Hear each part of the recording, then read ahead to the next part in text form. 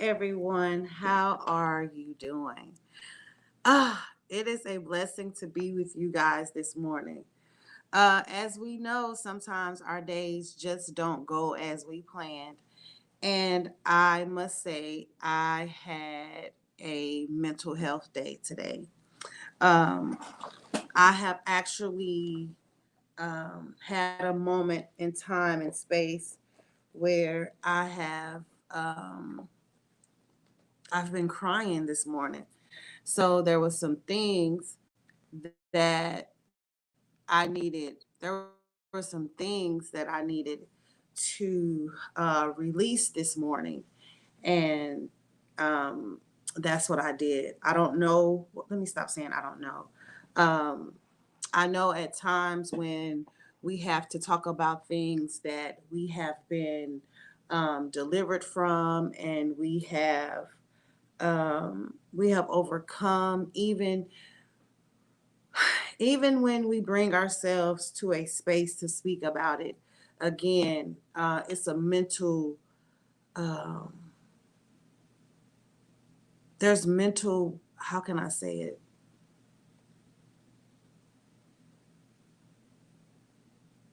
it's like a relay. You have to kind of pass the baton to yourself, because you have to make sure that when you're talking about the situation, that you are completely healed from that, so you can speak out of victory and not um, not out of being challenged or out of a struggle, but speak about it in victory. And so that's what I wanted to do today for myself. And I know many people are celebrating and they are honoring women who have dealt with domestic violence, and they're doing it in all type of ways. They are having marches, they're having walks, they're having dinners, they're giving out awards. I know here locally we have an organization where it's Shades of Purple, and she has a ball for all the women who have survived domestic violence. And we know with coronavirus, um, it's making everything challenging for us. So today I just wanted to come on and kind of share a little bit of what I will be doing this month, because this is only part one to from domestic violence to divine victory. So first of all, I want to thank you all that are joining me here on the live. Start a watch party. Please like and share and comment as you are watching and participating with me here in the live. So, first, I'll start again. Hello, I am Phoenix J. Marai. I am a Reiki Master teacher here in the Killeen area. I also have the capability of assisting people through a spiritual awakening known as Kundalini Awakening. With that, I assist people in mastering not only themselves but their emotions and their feelings, so that they can become a greater person. I do this by using the practices of Reiki, Yusa Reiki, and I am also transitioning over into Kemetic Reiki.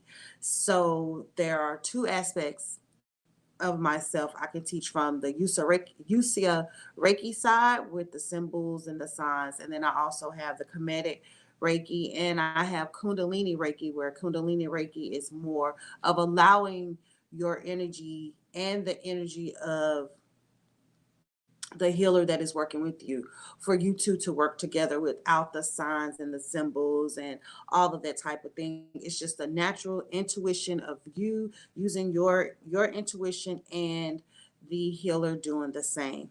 So I am going to go ahead and go into a little bit of what we're going to talk about.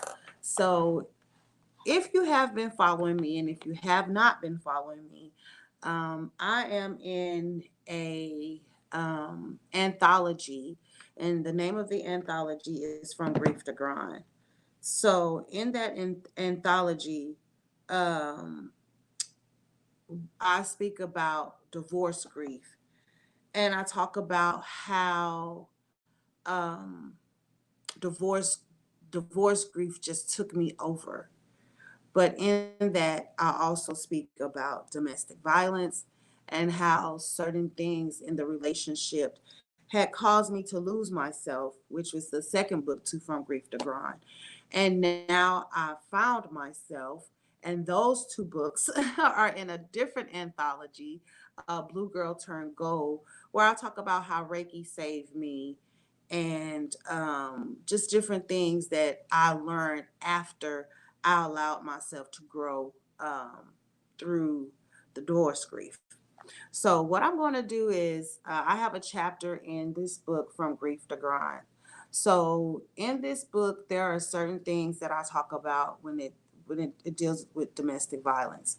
So, what I'm going to do is, I'm just going to read a little bit of that, and then I'm going to share with you how over the years I have taking myself from not just being a survivor of domestic violence, but how I have become victorious over that. Because with domestic violence, there are still thoughts that go through your minds at time. You can walk into a space and walk into Walmart, and you can think of something that he or she may have said to you in Walmart. You could be driving down the street, and you can see McDonald's, and that may have been y'all date night spot. And but then it also may have been a space where you were abused, where you may have encountered a very traumatic experience.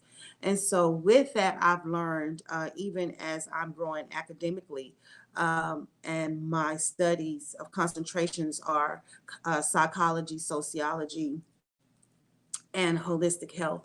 So in that, I'm learning that everything looks different in everybody. Mental health doesn't look the same. PTSD doesn't look the same in me as it would another lady. It looks totally different. So when we're going through domestic violence, that grief and that depression that we are going through, it looks totally different in everybody. So you can't say that, well, girl, I never thought that you were being abused. That was something that I heard. Girl, I never thought that that was going on in your house. Everything was so put together and everything was this. And it was true, because there was a protection. As a wife, I was exactly what the book of a parable says. I was a virtuous woman. I hid everything from everyone, and so people did not know what was going on. But in the midst of that, I ended up losing myself, and I had to grow back to her, which is great. That's why I'm living in divine victory right now, is because I have allowed her to grow through her grief and allow her to understand that even though there were things that she had to take on, now the person that I am growing into and that I'm becoming, she takes every bit of that pain and she turns it into a purpose. So the first thing that I'm going to read, um, if I can find the page, I think it's on page.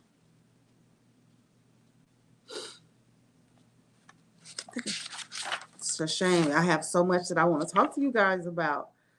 Um, it is it's a lot. I went through the book and I highlighted different things that I want to talk about, and now I'm sitting here like, which moment do I really I really want to speak about?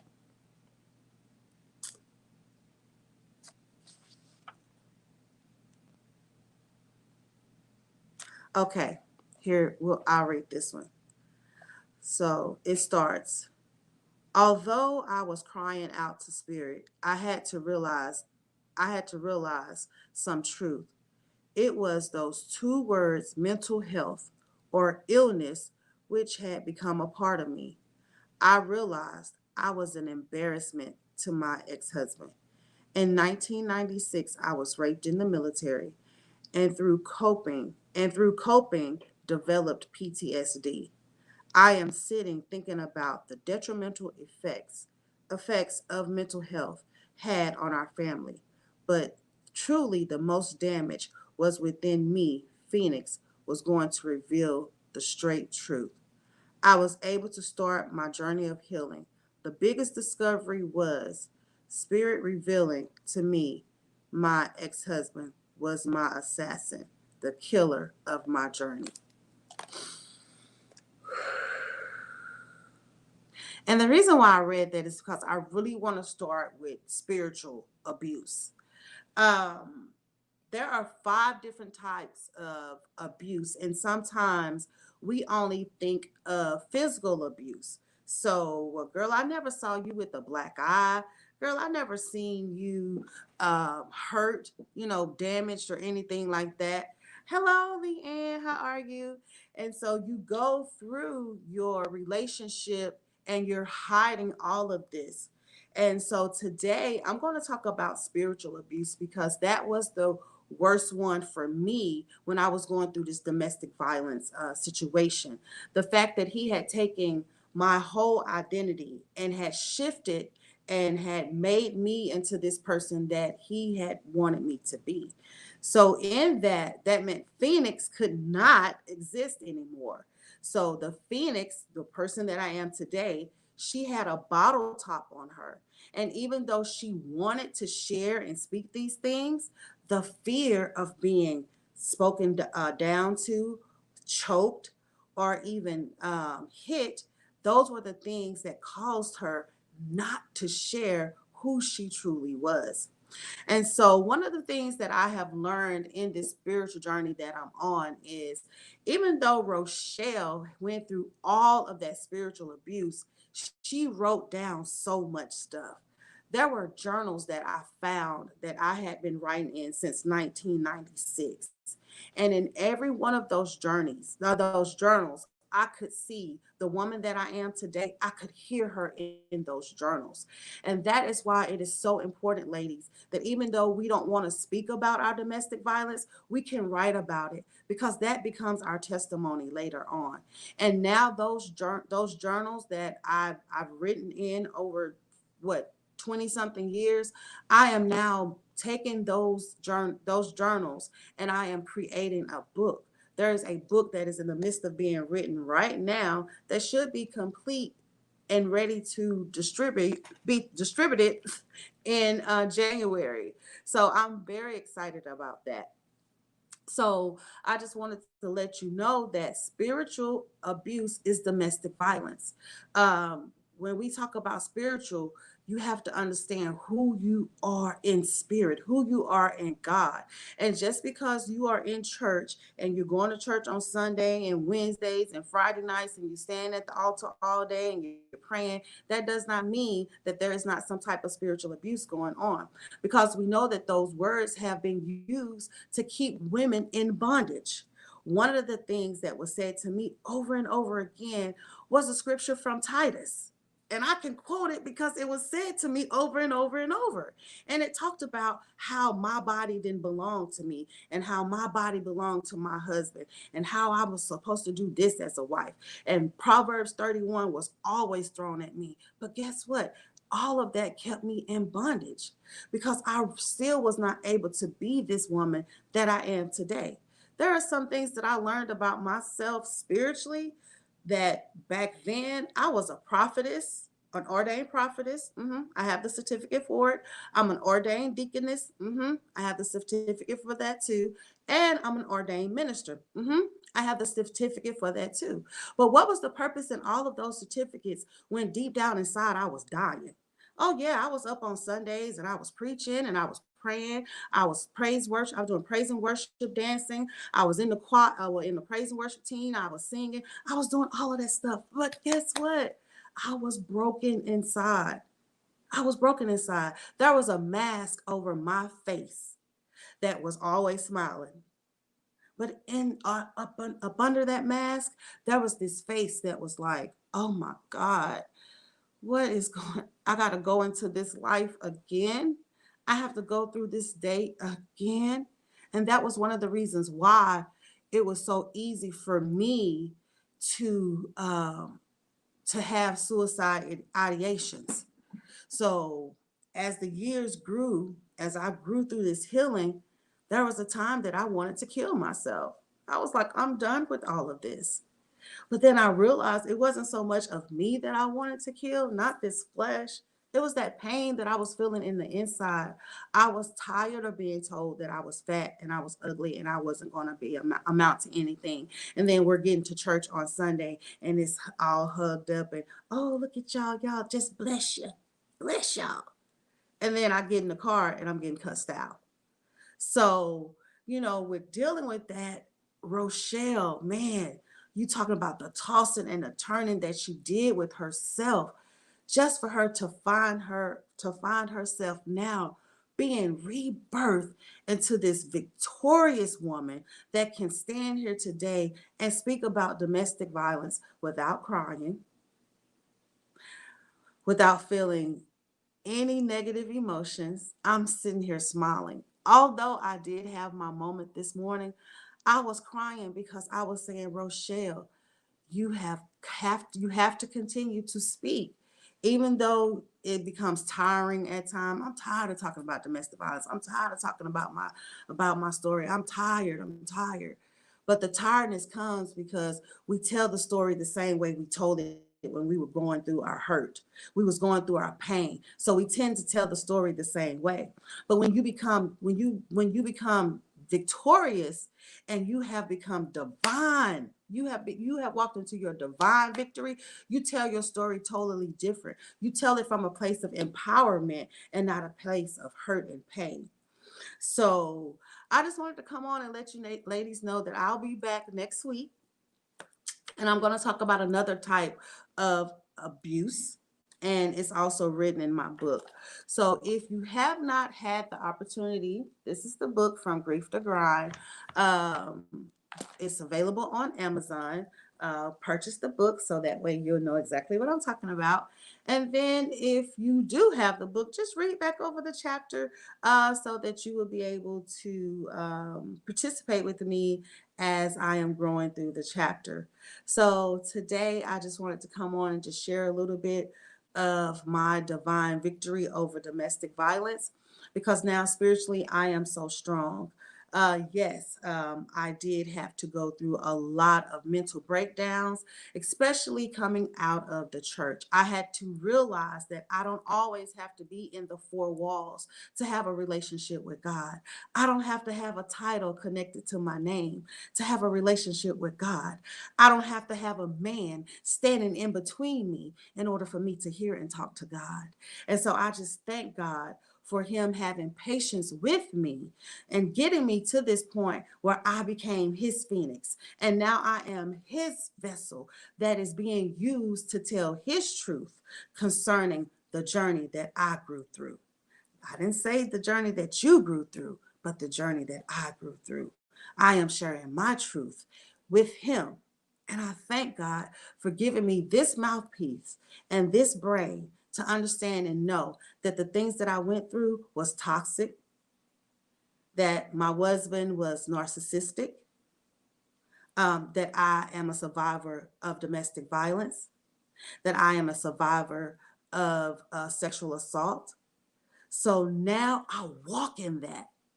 I wear those things like they are a medal.